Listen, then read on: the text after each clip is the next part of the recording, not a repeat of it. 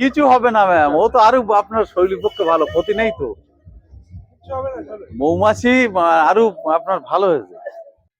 তো প্রতি চাকে একটা কুইন বি তো আছেই, দেখছি আমি যদি তাকে দেখানো সম্ভব হয়। রানী মাছিটাকে দেখানোর চেষ্টা আমি একবার দেখছি যদি দেখাতে পারি। একটা বাক্সে একটা রানী মাছি থাকবে, একটাই। বাকিগুলো সব শ্রমিক। শ্রমিক অল্প কিছু পুরুষ থাকবে। টাকিতে আসে না এমন অফিসার মনে হয় নেই ওয়েস্ট বেঙ্গলে, কি বেড়াতে আসেনি এখানে। তা যতই দরের লোক থাকুক, বলেছি যে মধু মধুই থাকবে।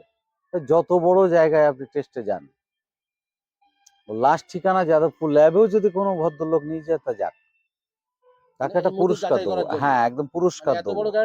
এটা হচ্ছে 280 টাকা 700 গ্রাম। ওটা আমি 5000 টাকা ফাইন দেবো। যদি কেউ নিতে চান অরিজিনাল খাঁটি মধু, মানে অন্য জায়গা থেকে এনে বিক্রি হচ্ছে না, এখানে এই যে দেখতে পাচ্ছেন এই যে চাষ হচ্ছে মধু, এই যে এখান থেকেই প্রসেসিং করে এর মধ্যে ভরা। বলছি তো 100 বার এদিকে আসুন। যদি কেউ নিতে চান এই নম্বরে যোগাযোগ করবেন। আমি আপনাদের একটা জিনিস দেখাচ্ছি, এদিকে আসুন। আমার এই বাগানে যত দেখছেন সব মৌমাছি, সব মৌমাছি চারিদিকে। তো একটা মৌমাছি 3 কিলোমিটার রেঞ্জ আছে, এই হলো ওর রাস্তা, এখান থেকে ওরা যাতায়াত করে। এখান দিয়ে মৌমাছি ঢুকবে। হ্যাঁ, আর আমরা প্রত্যেক বক্সে এখানে 9টা করে চাক আছে। আমরা এই চাক থেকে মধুটা কালেকশন করি যখন যে ফুলের হয়। হ্যাঁ, সুন্দর লাগছে। একটা জিনিস কি দেখা যাচ্ছে, এখন ইউক্যালিপটাস হয়ে গেল, এবার সর্ষে হচ্ছে মাঠে, সরিষার হবে। বাংলা ফাল্গুন মাস থেকে লিচুর মধু পাওয়া যাবে ফাল্গুনের 10 তারিখের পরে। চৈত মাসের প্রথম থেকে আবার সুন্দরবনে খলিশা গরানটা পাওয়া যাবে।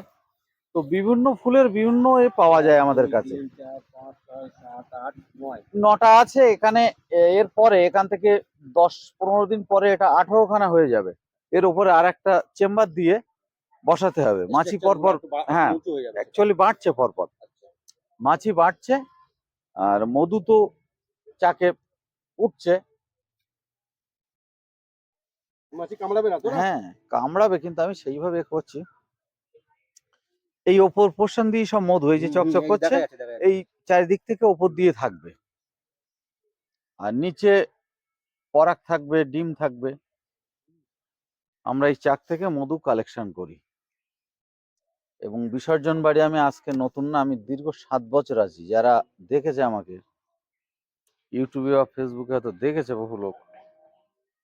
উপর থেকে শুরু করে জমানো না? হ্যাঁ, অলরেডি এই যে চকচক করছে না, এইগুলোই মধু। এখান থেকে ডিম, এগুলো ডিম।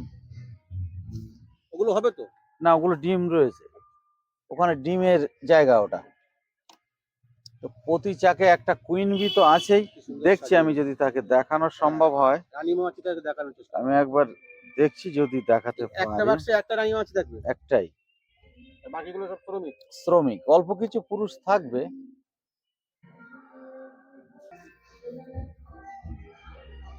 এই যে এই হচ্ছে কুইন বি। আচ্ছা আচ্ছা আচ্ছা। মৌমাছি যেটা রানী, এই হলো রানী, অন্য কালার কালার এবং বড়।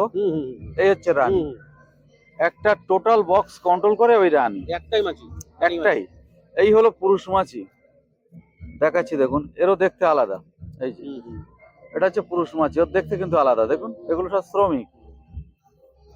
রানী মাছি আর রানী এই যে 3টে মাছি এতে থাকে, একটা হচ্ছে রানী, তারপরে হচ্ছে পুরুষ শ্রমিক।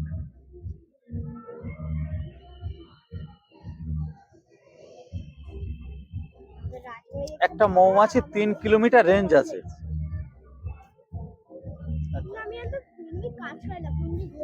এই মাছিটা 3 কিলোমিটার রেঞ্জ করতে পারে। অ্যাপিস ম্যালিফেরা এটা। আমরা ওই চাক থেকে মধু নিয়ে আমরা ওই বিক্রি করি ভেঙে।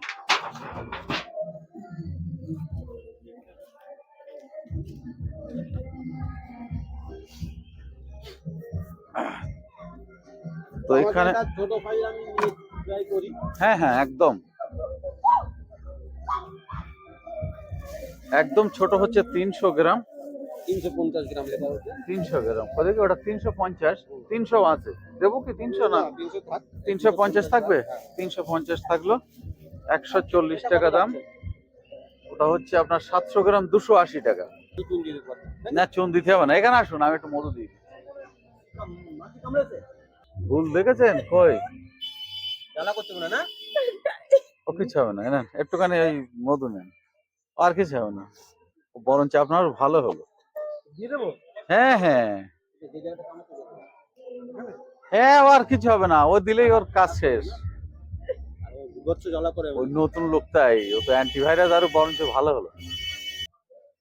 এটা সির্ফ 10 টাকা কম হবে ভাই, সির্ফ 10 টাকা কম, একদম 270 টাকা নেবো। 80 টাকা হয়, আমি 70 টাকা নেবো। আমি বলছিলাম 250 টাকা। না ইয়ে চাল থেকে যেটা। সে মধু না ভাই। এটা হচ্ছে সেই টাকির বিখ্যাত শুটিং বাড়ি, বিসর্জন বাংলা সিনেমা না, বাংলা সিনেমা বিসর্জনের শুটিং হয়েছিল এখানে।